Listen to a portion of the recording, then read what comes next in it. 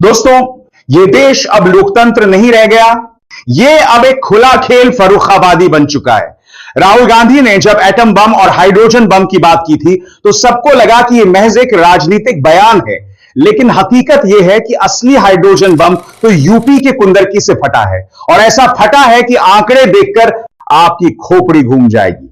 लोकतंत्र के मंदिर में जो धंधा हो रहा है उसे अगर आप गौर से देख ले तो समझ जाएंगे कि यहां सत्ता किस हद तक गिर चुकी है। देश अभी राहुल गांधी के हाइड्रोजन बम का इंतजार कर ही रहा था कि एक खोजी वेबसाइट ने उससे भी बड़ा धमाका कर दिया। राहुल गांधी ने कर्नाटक में वोट चोरी के आरोप लगाते हुए कहा था कि असली हाइड्रोजन बम अभी आएगा, लेकिन उससे पहले ही कुंदरकी का मामला सामने आ गया, जिसने लोकतंत्र के खोखलेपन को पूरी तरह उजागर कर दिया। यह खुलासा बताता है कि किस तरह यूपी के एक मुस्लिम बहुल विधानसभा क्षेत्र में भाजपा ने पहली बार जीत दर्ज की, और वह भी रिकॉर्ड बहुमत से। लेकिन आंकड़े चिल्ला चिल्ला कर कह रहे हैं कि यह जीत लोकतंत्र की नहीं बल्कि ठोकतंत्र की जीत है। 2012 में सपा के मोहम्मद रिजवान ने भाजपा उम्मीदवार को 70,000 वोटों से हराया। 2017 की मोदी लहर में भी यहां सपा जीत गई। 2022 में फिर सपा ने 43,000 वोटों से बाजी मारी, यानी यह सीट भाजपा के लिए अजय साबित हुई थी। लेकिन 2024 के लोकसभा चुनाव के बाद हुए उपचुनाव में अचानक सब कुछ बदल गया। भाजपा ने यहां 1 लाख से ज्यादा वोटों से जीत दर्ज कर ली। सवाल उठता है, जो पार्टी लगातार 3 चुनाव हारती रही, वह अचानक मुस्लिम बहुल सीट पर ऐसा चमत्कार कैसे कर गई? नवंबर 2024 के उपचुनाव में भाजपा को 77% वोट मिले। 2022 में यही आंकड़ा मात्र 30% था। दूसरी ओर समाजवादी पार्टी का वोट 46% से गिरकर सिर्फ 11% पर आ गया। लोकसभा चुनाव में जो महज 6 महीने पहले हुआ था, भाजपा को यहां 32% वोट मिले थे। उपचुनाव में यह आंकड़ा छलांग मारकर 76% के पार चला गया। क्या 6 महीने में भाजपा ने ऐसा कोई जादू कर दिया कि मुसलमानों ने अचानक उसके पक्ष में वोट डाल दिए? इसका जवाब है नहीं। असली कहानी कहीं और है। कुंदरकी के कई मुस्लिम मतदाताओं ने आरोप लगाया कि उन्हें वोट डालने ही नहीं दिया गया। स्क्रॉल की रिपोर्ट बताती है कि भाजपा समर्थकों को एक स्पेशल पर्ची दी गई थी, उसी पर्ची वालों को बूथ में घुसने दिया गया। मुसलमानों को डराया धमकाया गया और आपो बीती हारी इसकी बीती हारी, कई को सीधा लौटा दिया गया। हमीरपुर गांव इसका उदाहरण है। लोकसभा चुनाव में यहां 70% वोटिंग हुई थी, उपचुनाव में यह घटकर 5% रह गई। लोकसभा में भाजपा को यहां सिर्फ 17% वोट मिले थे। उपचुनाव में उसका वोट शेयर 84% तक पहुंच गया। 6 महीने में 5 गुना बढ़ोतरी। ये आंकड़े लोकतंत्र की पोल खोलते हैं।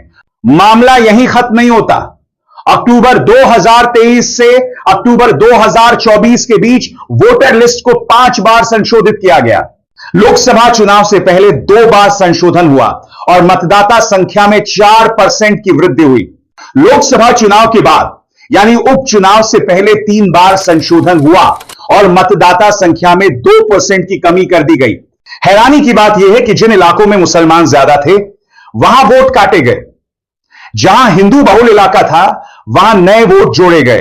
कुंदरकी के सरदार नगर गांव में मुस्लिम आबादी 73% है, यहां वोट काटे गए 86% मुसलमानों के। नए मतदाताओं को जोड़ने की बारी आई तो सिर्फ 61% मुसलमानों के नाम जोड़े गए, यानी आबादी के अनुपात में सीधा भेदभाव। इस पूरी रिपोर्ट से साफ है कि उपचुनाव में सिर्फ बूथ कैप्चरिंग या डराने धमकाने का खेल नहीं हुआ, खेल हर स्तर पर हुआ। वोटर लिस्ट काटना, खास पर्ची से बूथ एंट्री, मुस्लिम इलाकों में वोटिंग प्रतिशत घटाना, यानी लोकतंत्र को खुलकर ठोकतंत्र में बदला गया।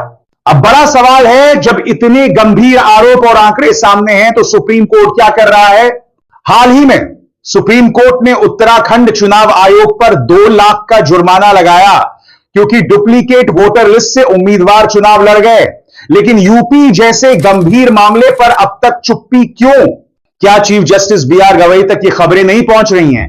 क्या वे भूल गए कि उनके पास पूर्ण न्याय का अधिकार है, या फिर वे आंख मूंद कर सिर्फ अपनी कुर्सी बचाने में लगे हैं? नेपाल का उदाहरण सामने है। वहां युवाओं ने गुस्से में सुप्रीम कोर्ट में आगजनी तक कर दी क्योंकि उनकी उम्मीदें टूटी थी। अगर भारत में भी जनता की उम्मीद अदालत से टूट गई तो परिणाम कितना खतरनाक होगा, सोचना चाहिए। आज जो हम आंकड़ों में देख रहे हैं उसकी जड़ें बहुत पुरानी हैं।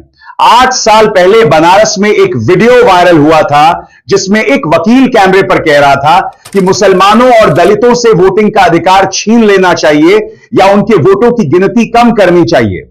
आज वोटर लिस्ट काटने और बूथ पर रोकने का जो खेल हो रहा है वो उसी सोच की उपज है। दोस्तों, यह कहानी सिर्फ कुंदरकी की नहीं है, यह पूरी भारतीय लोकतंत्र की कहानी है। आज सवाल सुप्रीम कोर्ट से है, चुनाव आयोग से है और उन तमाम संस्थाओं से है जिन पर लोकतंत्र टिका है। मगर अगर यही संस्थाएं आंख मूंद लेंगी, अगर यही संस्थाएं चुप्पी साध लेंगी तो याद रखिए लोकतंत्र नहीं बचेगा। आज भी इस देश की जनता की निगाहें अदालत पर हैं, सुप्रीम कोर्ट पर हैं और सच कहूं तो यही आखिरी उम्मीद भी है, वरना जो बचा है वो है सिर्फ ठोकतंत्र। अब ये आप पर है दोस्तों कि आप आंख मूंद कर सोना चाहते हैं या खुली आंखों से लड़ना चाहते हैं, सोचिएगा। और हां, पहली बार आए हैं तो चैनल को सब्सक्राइब करिए, घंटी बजाइए और इस वीडियो को ज्यादा से ज्यादा शेयर करिए, क्योंकि सच्चाई जितनी फैलेगी उतनी ताकत मिलेगी। जय हिंद।